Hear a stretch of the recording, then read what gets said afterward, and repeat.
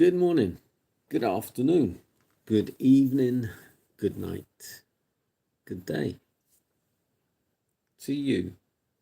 That's depending where you are in the world, because I'm here in London. I'm live. It is the Sabbath. It is Sabbath. It was Friday, which is preparation day. We've had sunset, so it is now Sabbath. Sabbath starts Friday sunset through to the sunset of Saturday. Full 24 hours. Sabbath blessings, one and all.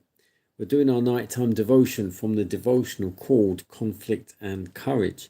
The title today, Who is the Lord? The scripture reading comes from Galatians 6 verse 7. Be not deceived, God is not mocked. For whatsoever a man soweth, that shall he also reap.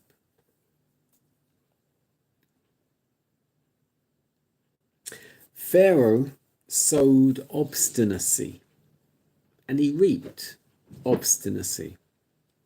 He himself put this seed onto the soil. There was no more need for God, by some new power, to interfere with its growth than there is for him to interfere with the growth of a grain of corn. All that is required is that a seed shall be left to germinate and spring up to bring forth fruit after its kind. The harvest reveals the kind of seed that has been sown. Pharaoh saw the mighty working of the Spirit of God. He saw the miracles which the Lord performed by his servant. But he refused obedience to God's command. The rebellious king had proudly inquired, "Who is this Lord that I should obey his voice and let Israel go?" That's Exodus 5:2. And as the judgments of God fell more and more heavily upon him, he persisted in stubborn resistance. By rejecting light from heaven, he became hard and unimpressible. The providence of God was revealing his power, and these manifestations, unacknowledged, were the means of hardening Pharaoh's heart against greater light.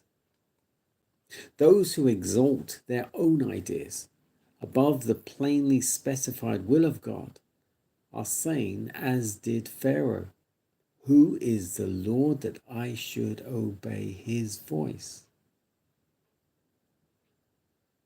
Every rejection of light hardens the heart, darkens the understanding. And then men find it more and more difficult to distinguish between right and wrong. And they become bolder in resisting the will of God.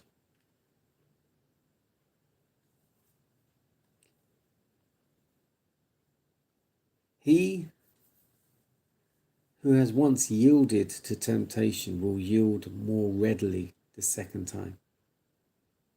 Every repetition of the sin lessens his power of resistance, blinds his eyes, stifles conviction.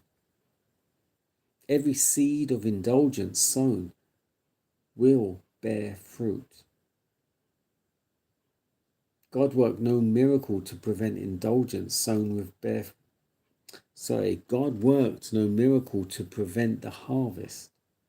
He who manifests an infidel hardihood, a solid indifference to divine truth, is but reaping the harvest of that which he has himself sown. It is thus that multitudes come to listen with stoical indifference to the truths that once stirred their very souls. They sowed neglect and resistance to the truth, and such is the harvest which they reap.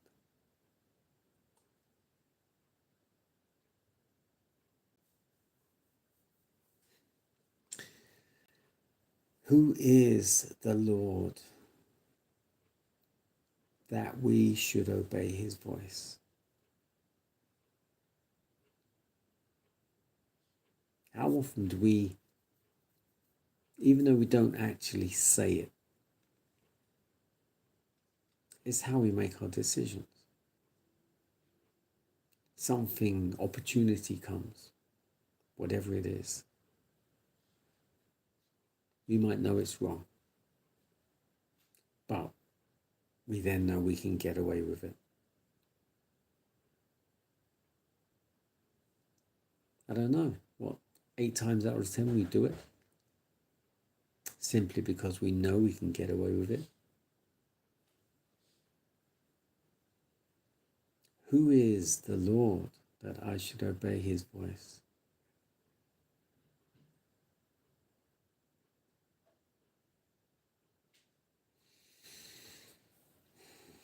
Pharaoh hardened his heart every time he had the opportunity to turn to God.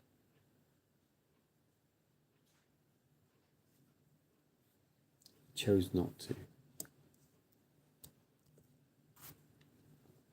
He chose to just believe in himself because he was the king of Egypt,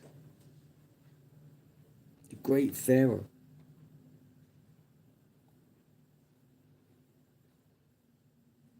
Why should he listen to this unseen, unknown God?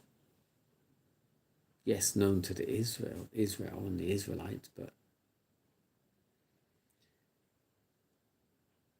even when God performed his miracles, Pharaoh's magicians did similar.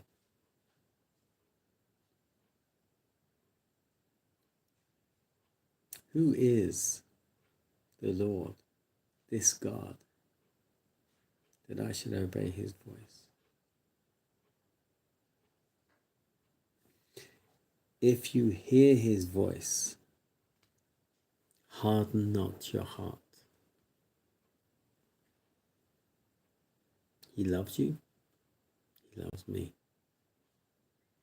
And he will not see the righteous forsaken. So we should aim to be righteous. Enjoy Sabbath.